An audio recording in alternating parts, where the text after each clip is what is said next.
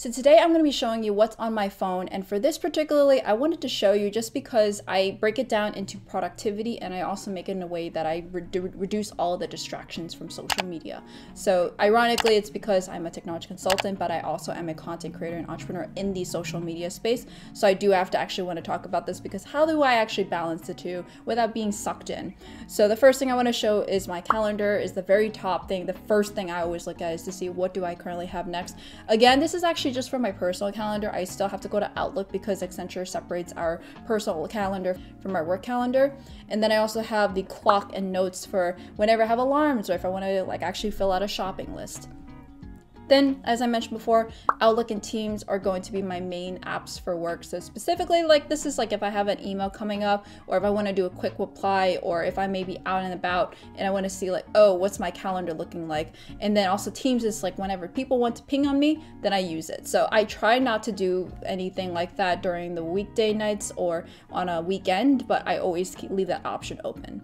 So then I have Google Maps and Messenger and Duolingo and Chelsea Piers. These are my most used apps. Maybe Chelsea Piers Fitness, not so much, but these are just so mental reminder to do Duolingo so I can learn my Chinese. But Messenger is my go-to text chat. I don't actually really use my iMessages or my texts. If you that's why I don't really have anything on my text right now, but it's all on the bottom bar. These are just the things that I would typically imagine on a phone. So a phone call and a text. The emails are just there because it's emails. And then I have Google Chrome as my go-to. I replace it with Safari just because all the Google Chrome bookmarks and whatnot actually sync up with my work laptop and my personal laptop's Google Chrome. So now I have business and social networking, and the reason why I do that is so I can actually separate them from each other. So before, when I had it where maybe the social network was with business just because technically they're the same, but I also use this as my own personal phone. So I have to do it that way where if I were to get a notification, the whole box gets a notification is a number one. So I don't actually know what app it's from, but the business is where I need to go in and actually create the content like Canva. And then the social networking is where I go separately. It's an additional step. It's adding friction on purpose to be able to get there. So a lot of times I actually reduce a lot of mindless scrolling on apps, or if I'm just mindlessly going there, but unless I really want to intentionally go there, that's how I get there. But they're all on the same first page anyway, so these are my most commonly used apps. So on the second page I have the weather app. With the weather app specifically, this is where I always forecast to see okay, what am I going to wear the next day, or what am I going to do on Friday, and look at the weather. So this is something that I really like just because it's the biggest thing. It shows me the forecast and whatnot. I still go into it and check out it. For example, Sunday is going to be raining. You don't necessarily see that it's 60% chance from this view, but I like it anyways, and it's technically the biggest one. It's not the most valuable one for me, but I always like to know the weather from this reason.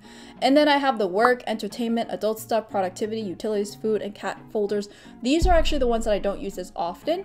I make it in a way where they're on the second page, so I have to literally swipe there, and this is the ones that I don't really use as often. There's still a lot of apps. If I were to go into them, you're going to see there's multiple pages into these, but these are because I don't really use it that often, and I only have it for either it's on my iPad and I want it on my phone as well, or that they're just necessarily for one moment at a time. Like Venmo, I don't Venmo frequently, maybe once a week, or if I want to check my bank account or pay my bills, this is what I would do it from. Majority of the time, I would say that I do a lot of my personal stuff on my phone. I'm barely on my actual computer to do this kind of stuff, but that's actually why I really like Google Chrome is maybe, for example, I want to go on something on Google Chrome, I could bookmark it, and then I can do it the same thing, following it on the actual desktop computer. Or that if maybe that I have safe password on my mobile, then I can do it on my actual Google Chrome on my computer, and vice versa. So I would say the most fun one is the cat one, just because for my cat ones I have the cameras, Ring, MIPC, Eufy. So this is mostly for monitoring rover cats when they're boarding in my bedroom, and then also just in general to make sure our own cats are good. So if we were to travel, we tend to travel 4 to 5 days before we actually consider bringing someone over as a former cat sitter.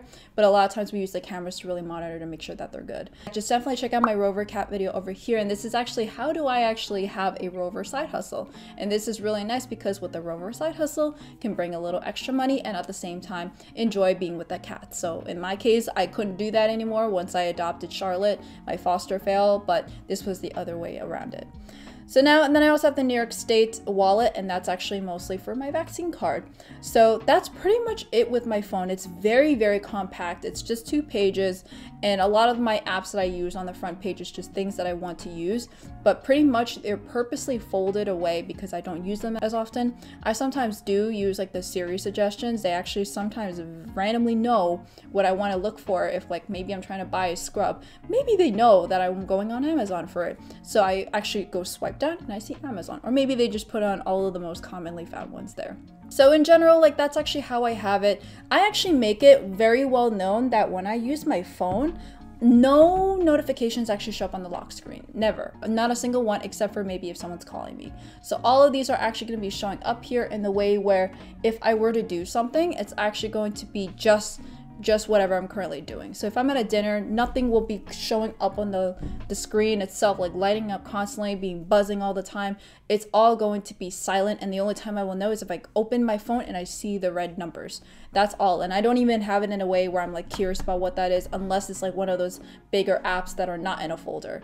So that's how I currently have my phone. Let me know how you currently have it. How do you do it where you're productive for your own job or your own side hustles, and at the same time, how do you reduce all the distractions or remove all the mindless scrolling? I think it's still like technically I could still do it this way and then go in and then be still distracted by all of social media right now, but I would say that like regardless, that's still a step one. If you're trying to remove yourself from social media or distractions and whatnot, that's still something you need to train yourself. But personally, I haven't had that issue. Let me know down below what you think, and see you guys next time. Bye.